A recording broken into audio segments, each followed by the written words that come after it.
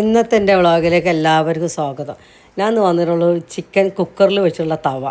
അതിനുള്ള ചേരുവകൾ എന്തൊക്കെയാണ് നമുക്ക് നോക്കാം. ആദ്യം കുക്കറിലാവുമ്പോൾ നന്നായിട്ട് വെന്തിട്ടും ഈ ചിക്കൻ ഉണ്ടല്ലോ നന്നായിട്ട് മസാലയും പിടിക്കും, നന്നായിട്ട് വെന്തും കിട്ടും.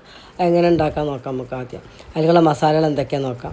അതൊരു കണലിട്ടിട്ട് നമ്മൾ ഇതാക്കി കഴിഞ്ഞിട്ട് ഇതുണ്ടല്ലോ കരി, അത് നല്ല ടേസ്റ്റാണ്. ആദ്യം ഒരു 1.5 കുടം വെളുത്തുള്ളി, 5-8 കഷ്ണം വലിയ ഇഞ്ചി കഷ്ണങ്ങൾ, പിന്നെ ഒരു പിടി മല്ലിച്ചപ്പ്, ഒരു പിടി പുതിന, എന്നിട്ട് പിന്നെ നമ്മൾ ചിക്കൻ്റെ ഇതുണ്ടല്ലോ മാഗിൻ്റെ ഇത് കട്ട അതിട്ട് കൊടുക്കുക. പിന്നെ ഇത്തിരി 2 വലിയ ചെറുനാരങ്ങൻ്റെ നീര് ഒഴിച്ച് കൊടുക്കുക. പിന്നെ 4 ടേബിൾ സ്പൂൺ തൈര്, ഒരു ക്യാപ്സിക്കം ഇടുമ്പോൾ നല്ല ടേസ്റ്റ് കേട്ടോ.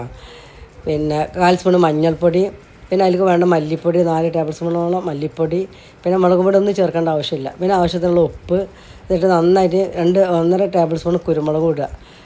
കുരുമുളക് ഇട്ട് നന്നായിട്ട് പൊടിച്ച് അരച്ചെടുത്തതിന് ശേഷം നമ്മൾ ചിക്കൻ ഉണ്ടല്ലോ നന്നായി വരിഞ്ഞിറച്ച ചിക്കനിൽ മസാല നന്നായി തേച്ച് പിടിപ്പിച്ചതിന് ശേഷം 1 മണിക്കൂർ 2 മണിക്കൂർ ഫ്രിഡ്ജിൽ വെക്കുക. അപ്പോൾ സെറ്റാവും നന്നായിട്ട്. അതിന് ശേഷം അതൊന്ന് ആവിയിലൊന്ന് വെച്ച് നോക്കാൻ. ആവിയിൽ വെച്ചൊന്ന് വേവിക്കുമ്പോൾ നല്ല രസം, നല്ല ടേസ്റ്റാണ്. അതിന് ഉള്ളിൽ നന്നായിട്ട് മസാല പിടിക്കും. ഒരു വെറൈറ്റി ടേസ്റ്റാണിത്. നമ്മൾ മസാല തേച്ചിങ്ങനെ ഓയിൽ ഒഴിച്ച് വേവിക്കണ മാതിരിയല്ല ഇത്.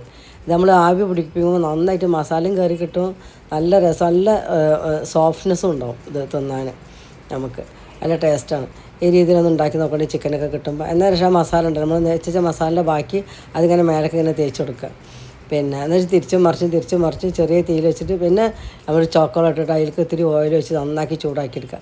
അപ്പോൾ ചോക്കോളിനൊരു ടേസ്റ്റുമായി, അടിപൊളി ടേസ്റ്റ്. ഈ രീതിയിലൊന്ന് ഉണ്ടാക്കി നോക്കി. നിങ്ങൾക്ക് ഇഷ്ടപ്പെടുകയാണെങ്കിൽ സബ്സ്ക്രൈബ് ചെയ്യുക, ലൈക്ക് ചെയ്യുക, കമൻറ്റ്സ് ചെയ്യുക, പിന്നെ ഫേസ്ബുക്ക് ഫോളോ ചെയ്യുക.